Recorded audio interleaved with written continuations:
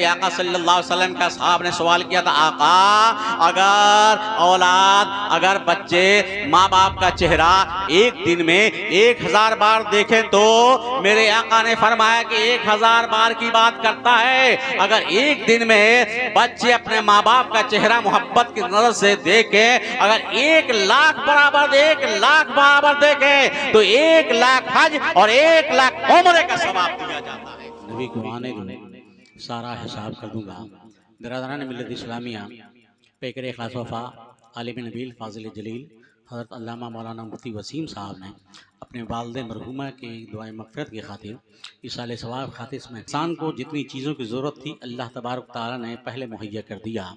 इंसान को जब बनाया तो उससे पहले इंसानों को जितनी चीज़ों की ज़रूरत थी पहले पैदा फरमा दिया। इंसान को खड़े होने के लिए ज़मीन की ज़रूरत थी तो हमारे पैरों के नीचे बिछा दिया। इंसान को एक साइबान की ज़रूरत थी, शामियाने की ज़रूरत थी तो आसमान का लाजवाबी शामियाना हमारे सरों के ऊपर तान दिया।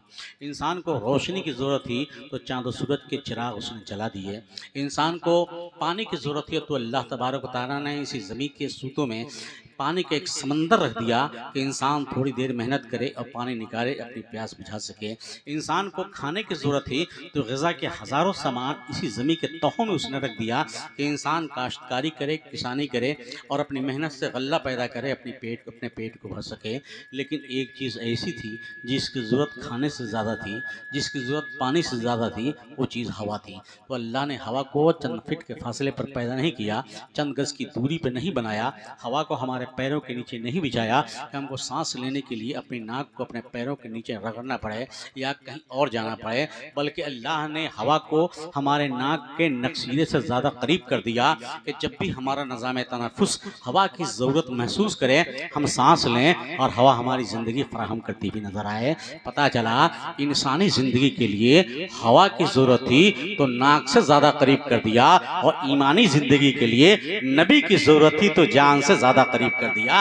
रब इरशाद फरमाता है अन्नबी औला बिल मुमिनीना मिन अनफुसिहिम, नबी मुसलमानों की जान से ज़्यादा करीब हैं। कहना चाहूँगा कि जनाब इंसानी ज़िंदगी से हवा दूर हो जाए तो इंसान बेजान हो जाता है, और ईमानी ज़िंदगी से नबी दूर हो जाए तो इंसान बेईमान हो जाता है। रसूल पाक सल्लल्लाहु अलैहि वसल्लम की कितनी हमें ज़रूरत है, आका सल्लल्लाहु अलैहि वसल्लम की कितनी हमें ज़रूरत है कि जनाब वरा ज़िंदगी का एक कदम भी आगे नहीं बढ़ा सकते। ये मेरे आका सल्लल्लाहु ताला अलैहि वसल्लम का एहसान अजीम है। उन्होंने हमारे दुनिया पर भी एहसान किया है और हमारी आखिरत पर भी एहसान करने वाले हैं, हमारी कब्र पर भी एहसान है उनका, जनाब वाला मौत पर भी एहसान है। अगर एहसानात को मैं गिनाता रहूँ तो वक्त बहुत ज़्यादा गुजर जाएगा। वक्त के अंदर इतनी वसअत नहीं है कि मैं कुछ लबकुशाई कर सकूँ और कुछ आपके सामने रख सकूँ, लेकिन सिर्फ बताना ये चाहूँगा कि प्यारे मुस्तफ़ा सल्लल्लाहु अलैहि वसल्लम हमारी दुनिया में भी काम आते हैं, जहाँ कोई काम नहीं आता है वहाँ मेरे आका क्या निज़ा के आलम में काम आते हैं, जहाँ कोई साथ नहीं जाता वो कब्र में मेरे आका काम आते हैं, और जहाँ सारे रिश्ते दम तोड़ देंगे उस हश्र में मेरे आका काम आएंगे।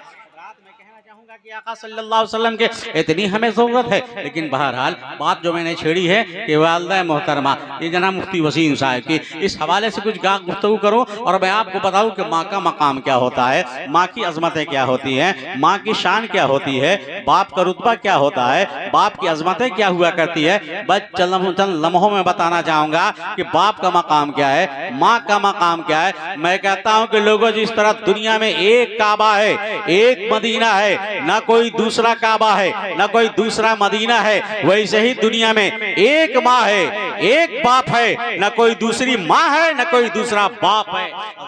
शान देखनी है, माँ की शान क्या है। कुरान पाक में परवरदिगार आलम बयान कर रहा है, सूरह वन नज्म बयान कर रहा है कि जनाब जन्नत का मेरे आका सल्लल्लाहु अलैहि वसल्लम ने इरशाद फरमाया जन्नत तेरी माँ के कदम के नीचे है। हज़रात ये जन्नत कहाँ है, ये परवरदिगार आलम सूरह वन नज्म में बयान कर रहा है कि जन्नत सिदरतुल मुंतहा पर है। जानते हो सिदरतुल मुंतहा कहाँ है, ये सातों आसमान के ऊपर है, जिब्रील अमीन का वहाँ मस्कन है। बताऊं कि जनाब जहाँ उनका मस्कन है, ठीक उसके सामने जन्नतुल मावा है। ये जन्नत के 8 दर्जे हैं। एक दर्जा इसे जन्नतुल मावा कहा जाता है, वो सिदरतुल मुंतहा पर है, 7 आसमान के ऊपर है। आप सुनो मेरे नबी का फरमान, मेरे आका सल्लल्लाहु अलैहि वसल्लम ने इरशाद फरमाया, जन्नत तेरी माँ के कदम के नीचे है। पता चला इतनी ऊंचाई पर बसने वाली जन्नत अल्लाह ने उठाया है और माँ के कदम के नीचे रख दिया है। खुदा ने माँ को अजमत कमाल दी है कि जन्नत उठा के कदमों में डाल दी है। रात ये माँ का मकाम है, ये रुतबा के इतना ऊंचा है। बताना चाहूंगा कि जनाब जन्नत को भी माँ के बराबर नहीं किया, कदम के नीचे रखा। हजरात पता चला कि जहां से जन्नत की इंतहा हो रही है, माँ के कदम की वहां से इब्तदा हो रही है। ये अजमत है माँ की, जिसे हम मारने में देर नहीं करते हैं, जिसको गाली देने में हम देर नहीं करते हैं, फटकार देने में देर नहीं करते हैं, 2-4 बातें सुना देने में देर नहीं करते हैं। परवरदिगार आलम इस माँ का मकाम कितना बुलंद किया कि जनाब इसके कदमों के नीचे अल्लाह ने जन्नत रख दी है। अब बताना चाहूंगा कि लोगों जरा देख लिया जाए, जिसके कदम का हाल ये है उसके सर का हाल क्या होगा। कदम की ये अजमत ये है, उसके सर की अजमत का हाल क्या होगा। मैं आपको बताना चाहूंगा कि लोगों हम हज पे हज करें, हम नमाज पे नमाज पढ़ें, हम रोजे पे रोजे रखें, हम नेकी पर नेकी करें, इसलिए कि अल्लाह हमको जन्नत अता फरमा देगा, रब हमको जन्नत अता करेगा। जनाब वाला सारे लोग दुनिया में जितने मुसलमान हैं रब की बात इसलिए करते हैं आखिरत में हमको जन्नत मिल जाएगी, परवरदिगार आलम हमको जन्नत अता फरमाएगा। आइए जरा मैं कहना चाहूंगा, जिसके लिए पूरी जिंदगी हम सर्फ कर दिया करते हैं, जन्नत की ख्वाहिश में रब की बातें करते हैं, जन्नत की ख्वाहिश में नाले नीम शबी करते हैं, जन्नत की ख्वाहिश में जनाब रात रात भर इंसान खुदा के खौफ से रोता है, जन्नत की ख्वाहिश में अल्लाह ने उस जन्नत को उठाया और माँ के कदमों के नीचे रखा। ये रुतबा माँ का, ये मकाम माँ का, ये अजमत माँ की। ये जनाब बोला आजकल के नौजवानों का हाल, ये सब की बात नहीं करूंगा इल्ला माशाअल्लाह। ये जनाब बोला वो लोग हैं जो अपने माँ बाप का एहतराम किया करते हैं, लेकिन आज की नस्लों को देखा ये जा रहा है कि माँ को डांट देना, बाप को फटकार देना, ये आम सी बात हो गई है। इसमें कोई जनाब बोला दूसरी बात नहीं रह गई है, आम सी बात हो गई है। माँ का कहना मानने के लिए कह दिया जाता है टाइम नहीं है, बाप बुलाए तो कहा जाता है कि फुर्सत नहीं है। मैं बताना ये चाहूंगा कि लोगों जरा देख लिया जाए ये माँ का मकाम क्या है, माँ की अजमत क्या है, बाप की शान क्या है, रुतबा क्या है। आइए हदीस पाक आपके सामने मैं रखूं। आइए बताना चाहूंगा कि मेरे आका सल्लल्लाहु अलैहि वसल्लम ने इरशाद फरमाया, मेरे आका ने इरशाद फरमाया, माँ बाप का चेहरा लड़का हो चाहे लड़की, बच्चा हो चाहे बच्ची, अगर मोहब्बत की नजर से एक बार देखे तो उसे एक हज एक उम्रे का सवाब दिया जाता है। अल्लाह अकबर। माँ बाप का चेहरा देखना इतना बड़ा सवाब कि एक हज एक उम्रे का सवाब उसे मिला करता है। मेरे आका सल्लल्लाहु अलैहि वसल्लम ने एक मकाम पर इरशाद फरमाया कि माँ बाप का चेहरा जो मोहब्बत की नजर से देखता है उसे एक हज मकबूल का सवाब दिया जाता है। अल्लाह अकबर। जरा देखिए मेरे आका ने क्या इरशाद फरमाया है, हज मकबूल का सवाब उसे दिया जाता है। ए जनाब वाला कोई यहाँ से हज करने के लिए जाए, लाखों रुपया लगाए, 1.5 महीने का वक्त भी सर्व करे, वहां जा करके रात दिन इबादत करके आए और आने के बाद से आपसे मुलाकात करे, आप पूछे कि हाजी साहब आप इतना लंबा सफर किए हैं, आप इतना दिन वहां पे लगाए हैं, हाल ये है कि हज करके आप चले आए हैं, कोई सनद लेकर के आए हैं, कोई सर्टिफिकेट लेकर के आए हैं, क्या आपका हज मकबूल हुआ है या मरदूद कर दिया गया है, आपका हज कबूल हुआ है या कबूल नहीं हुआ है। हाजी साहब की आंखें बरस जाएंगी और कहेंगे कि हज करना हमारा काम था, कबूल करना न कबूल करना परवरदिगार का काम है। हज़रात मैं कहना चाहूंगा कि कोई सनद हमारे पास नहीं है, कोई सर्टिफिकेट हमारे पास नहीं है, लेकिन जो माँ बाप का चेहरा मोहब्बत की नजर से देखता है, मेरे आका की ज़बान इस बात की गवाही दे रही है कि जनाब उसे हज मकबूल का सवाब मिला करता है। मेरे आका सल्लल्लाहु अलैहि वसल्लम ने इसकी सनद दी है। अब आइए जरा दोनों हदीसों को एक जगह कर दिया जाए कि जनाब एक मर्तबा जो माँ बाप का चेहरा मोहब्बत की नजर से देखता है इसे एक हज एक उम्रे का सवाब मिलता है। जो मोहब्बत की नजर से एक बार माँ बाप का चेहरा देखता है हज मकबूल का सवाब दिया जाता है। मेरे आका सल्लल्लाहु अलैहि वसल्लम का साहब ने सवाल किया था, आका अगर बच्चे माँ बाप का चेहरा एक दिन में 1000 बार देखें तो मेरे आका ने फरमाया कि 1000 बार की बात करता है। अगर एक दिन में बच्चे अपने माँ बाप का चेहरा मोहब्बत की नजर से देखें, अगर 1 लाख बराबर देखें तो 1 लाख हज और 1 लाख उम्रे का सवाब दिया जाता है।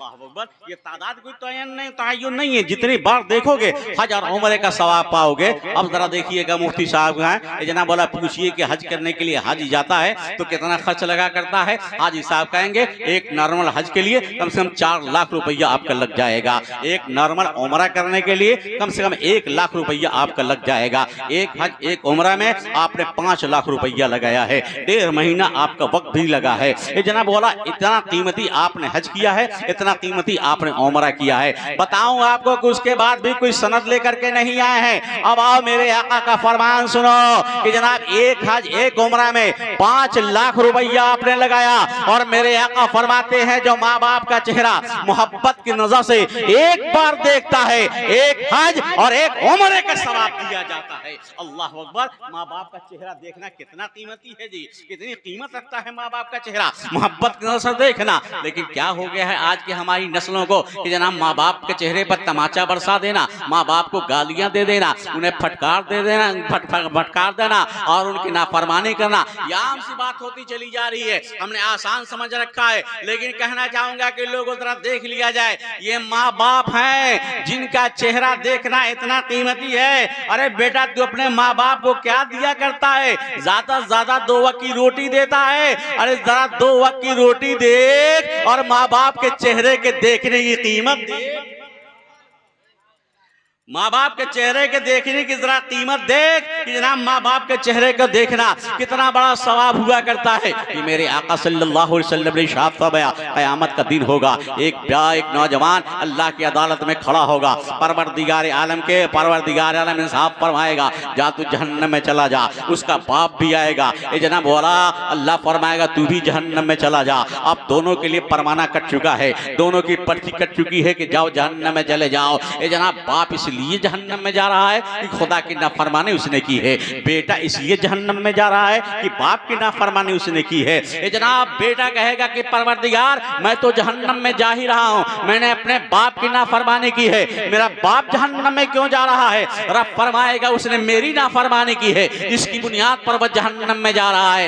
ये जनाब बंदा रब की बारगाह में अर्ज कहेगा परवरदिगार मैं तो जहन्नम में जा ही रहा हूं, लेकिन मौला मेरे हमारे बाप का भी गुनाह हमारे सर पे डाल दे और हमारे बाप की खताओं को माफ कर दे। ए मौला मेरे बाप को तो जन्नत अता फरमा दे। मौला मैं तो जहन्नम में जा ही रहा हूं, मैं अपने बाप के हिस्से का भी अजाब सह लूंगा, लेकिन मेरे बाप की बख्शिश फरमा दे और उसे जन्नत अता फरमा दे। रब फरमाएगा तूने महशर में अपने बाप का अदब किया है, इसलिए जा तेरे भी गुनाहों को माफ कर दिया और मैंने तेरे बाप के भी गुनाहों को माफ कर दिया। अल्लाह अकबर। मैं कहना चाहूंगा कि लोगों ये माँ बाप हुआ करते हैं, इनकी अजमतें कैसी हैं, शान कैसी है, रुतबा कैसा है, मकाम कैसा है, वक्त नहीं है। बस एक बात और बता देना चाहूंगा कि जनाब वाला मेरे आका सल्लल्लाहु ताला अलैहि वसल्लम मस्जिद नबवी में हैं। ये जनाब वाला इशा का वक्त हो चुका है, सहाबा इकराम इशा की नमाज पढ़ने के लिए आ चुके हैं, अज़ान हो चुकी है। अब मस्जिद नबी खचाखच सहाबा इकराम से भरी हुई है। मेरे आका सल्लल्लाहु अलैहि वसल्लम अपने हुजरे से निकले हैं, लेकिन मिंबर पे मिले कि मिंबर पे बैठ जाते हैं, मुसल्ले पे खड़े नहीं होते हैं, आंखों से आंसू निकलने लगे। सहाबा कराम हैरत में पड़े हुए हैं कि क्या बात है, आका सल्लल्लाहु अलैहि वसल्लम आज नमाज नहीं पढ़ा रहे हैं और मिंबर पर बैठ करके जार जार रो रहे हैं। ये जनाब लेकिन किसी की हिम्मत नहीं कि आका सल्लल्लाहु अलैहि वसल्लम से सवाल कर सके। इतने में सिद्दीक़ अकबर रज़ियल्लाहु ताला अन्हु चले आए और सहाबा का और जैसे ही सहाबा के दरमियान से गुजरे, सहाबा कराम ने कहा ए सिद्दीक़ अकबर जरा आका से पूछा तो जाए कि आका रो क्यों रहे हैं,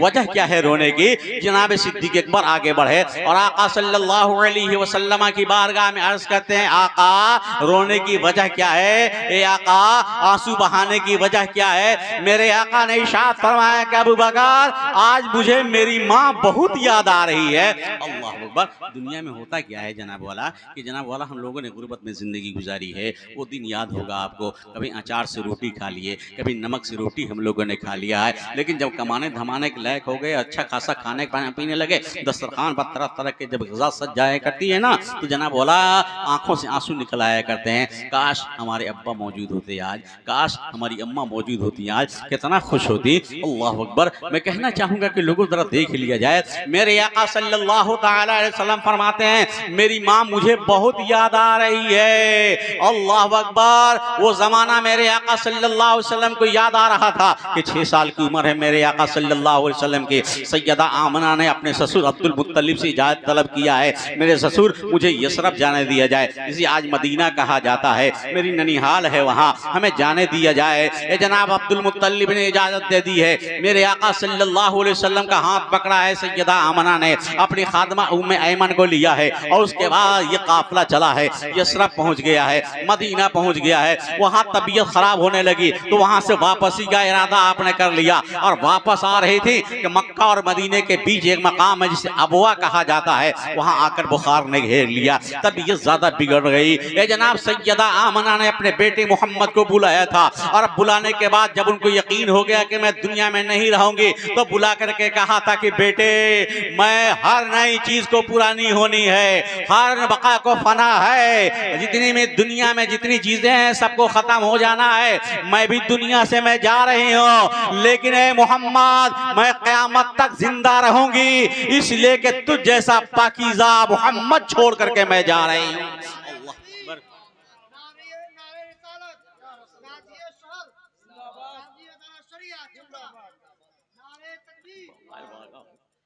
हज़रात देखिए उलमाए किराम तशरीफ ला रहे हैं। बहरहाल मैं आपसे कहना चाहूंगा कि हमारा वक्त खत्म हो रहा है। मेरे आका सल्लल्लाहु तआला अलैहि वसल्लम ने इरशाद फरमाया आज मेरी माँ की मुझे बहुत याद आ रही है, इसलिए कि अगर मेरी माँ आज हयात से होती और आज ये नज़ारा देखती तो कितना खुश होती।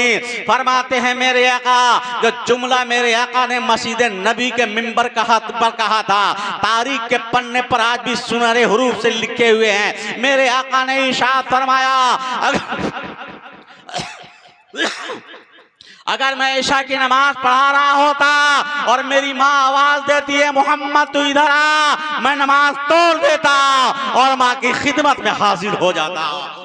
अकबर। मैं कहना ये चाहूंगा कि माँ का मकाम कितना ऊंचा है, माँ की शान कितनी ऊंची है, माँ का रुतबा कितना ऊंचा है। मेरे आका सल्लल्लाहु अलैहि वसल्लम ने ये रुतबा बयान किया है। ये जनाब आगे बोलने की इजाजत नहीं है, लेकिन सिर्फ इतना कहना चाहूंगा आज जमाना कैसा हो गया है कि आदमी माँ बाप को सताता हुआ नजर आ रहा है। एक शायर ने कहा था कि आंखें खराब हो गई औलाद पालकर, आंखें खराब हो गई औलाद पालकर, अब बच्चे भी बात करते हैं आंखें निकाल कर, जीते जी माँ बाप का चश्मा भी ना ला सके और मरने के बाद रखते हैं चश्मा संभाल कर।